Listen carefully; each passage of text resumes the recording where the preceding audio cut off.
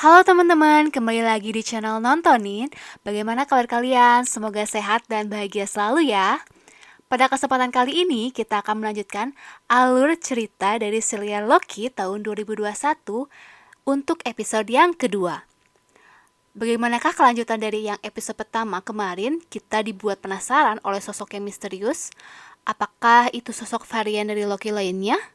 Buat kalian semua yang mau lihat serial secara langsung, bisa langsung mampir ke Disney Plus Hotstar. Tanpa basa-basi lagi, kita langsung masuk aja yuk ke episode yang kedua.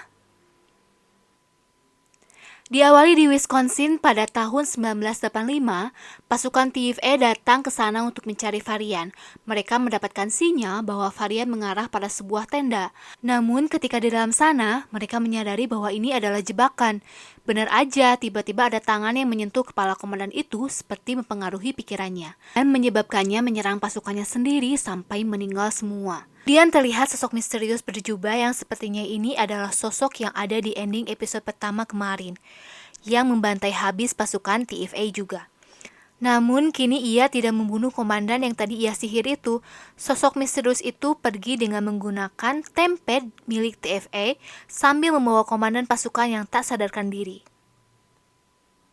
Kini Loki pun mendapatkan pelatihan dari ikon TFI setelah ia setuju untuk diajak bekerja sama. Dari sini kita tahu kalau Nexus Event adalah di mana batas dari TFI tidak bisa lagi mereset cabang timeline. Agen Mobius pun menghampiri Loki dan memberikan jaket dengan tulisan Varian di belakangnya. Saat ini mereka mendapati penyerangan lagi dan kini mengajak Loki untuk mengusutnya. Mereka kini pun pergi ke timeline yang ada di awal tadi saat ada pasukan TFI yang diserang dan dibawa pergi. Sampai di dalam tenda, mereka tidak menemukan petunjuk apapun. Sebelum timeline direset, Loki sempat mengulur waktu dengan tipuannya, di mana Loki meminta jaminan agar ia bertemu dengan Timekeepers. Untungnya, agen Mobius menyadari tipuan yang dibuat oleh Loki. Setelah itu, agen Mobius bertemu dengan Ravonna Slayer atau hakim persidangan Loki. Di sini, agen Mobius meminta persetujuan untuk tetap bekerja sama dengan Loki. Dari perbincangan ini juga, kita mengetahui bahwa Mobius sendiri juga belum pernah bertemu dengan Timekeepers. Ravonna Slayer pun memberikan kesempatan terakhir untuk Loki. Agen Mobius menegaskan lagi kepada Loki, tujuannya adalah untuk menangkap varian lainnya dari Loki dan memperingatkan kalau ini adalah kesempatan terakhir Loki. Agen Mobius menyuruh Loki untuk bekerja sama, membaca semua berkas mengenai varian Loki, dan nantinya memberikan perspektif dari seorang Loki. Loki yang ditinggal sendirian sempat pergi untuk meminta berkas mengenai Timekeepers. Awal mula timeline tercipta bahkan sampai dengan kiamat, namun semua itu rahasia. Loki yang memeriksa berkas mengenai dirinya sendiri berhasil menemukan sesuatu ketika membaca file Ragnarok. Loki pun menyampaikan semuanya kepada agen Mobius, di mana menurut Loki, varian yang dicari ini bersembunyi di dalam Apokalips atau kiamat, di mana mereka akan bebas melakukan apa saja di sana tanpa akan membuat Nexus Event. Karena tempat itu sudah ditakdirkan akan hancur sehingga mereka tidak akan terdeteksi oleh TFI. Loki pun meminta agen Mobius untuk membawanya ke Ragnarok untuk membuktikan kalau teorinya itu benar. Tentu aja agen Mobius nggak mau ya, karena otomatis mereka akan pergi ke Asgard, rumahnya Loki.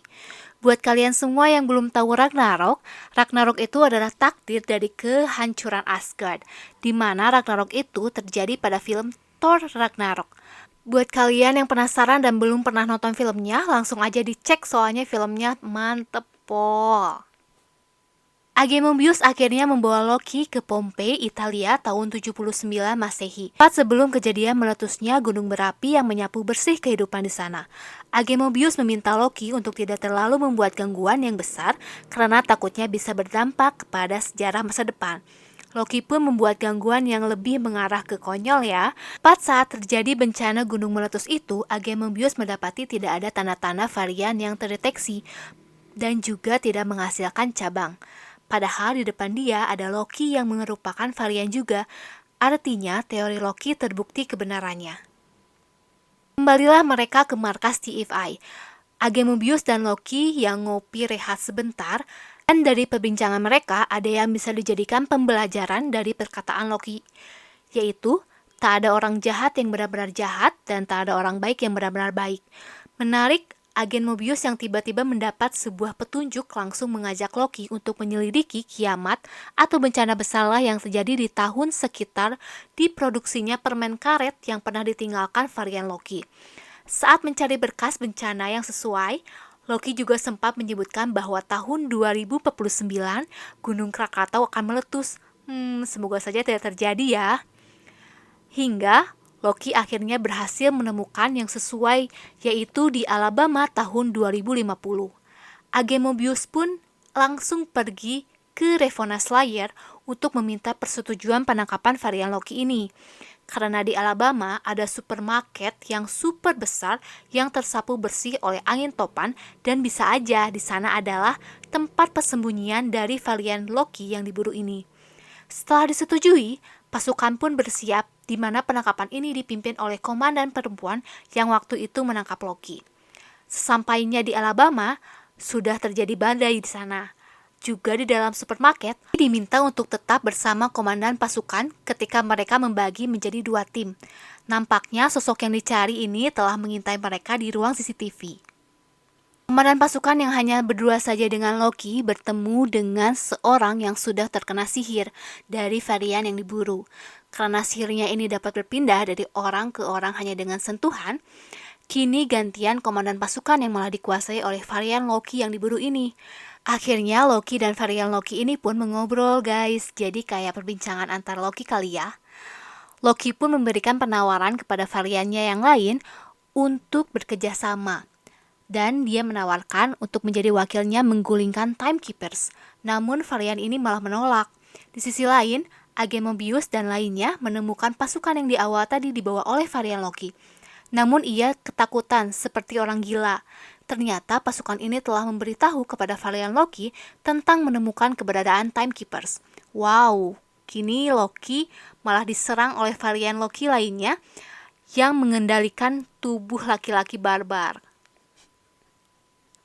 Komandan pasukan yang baru sadar pun bersama Mobius dan lainnya mencari keberadaan Loki. Di saat yang sama, varian lain Loki ini sedang mempersiapkan sesuatu. Di sini, akhirnya sosok misterius dari varian Loki menunjukkan dirinya, yang ternyata seorang perempuan atau disebut juga Lady Loki. Di saat itu, sesuatu yang disiapkan Lady Loki pun sudah berjalan dan mengaktifkan banyak alat reset timeline milik TFA. Berarti banyak banget yang udah diserang sama Lady Loki ya. Wow. Alat reset itu satu persatu menghilang dan masuk ke dalam portal waktu yang diciptakan oleh Tempest milik TFA. Juga di markas TFA sendiri, semua langsung panik melihat tanda bahaya. Banyaknya cabang yang terbentuk dengan cepat. Petugas langsung menelepon entah siapa itu memberitahukan bahwa ada yang ngebom timeline utama. Lady Loki sendiri sempat mengatakan kalau ini bukan tentang Loki, dan ia pun pergi memasuki portal Tempest, dan Loki malah memutuskan untuk masuk juga ke portal itu. Dan episode 2 pun berakhir. Akhirnya Lady Loki muncul juga ya di episode ini. Kira-kira apa tujuannya dan kemana dia mau pergi ya? Buat kalian yang penasaran sama episode kedua ini, boleh langsung aja ditonton di Disney Hotstar Plus. Terima kasih buat kalian yang udah nonton, jangan lupa di subscribe, like, dan di share videonya, dan nyalakan notifikasinya biar kalian gak ketinggalan video selanjutnya. Sampai ketemu di episode selanjutnya, bye-bye!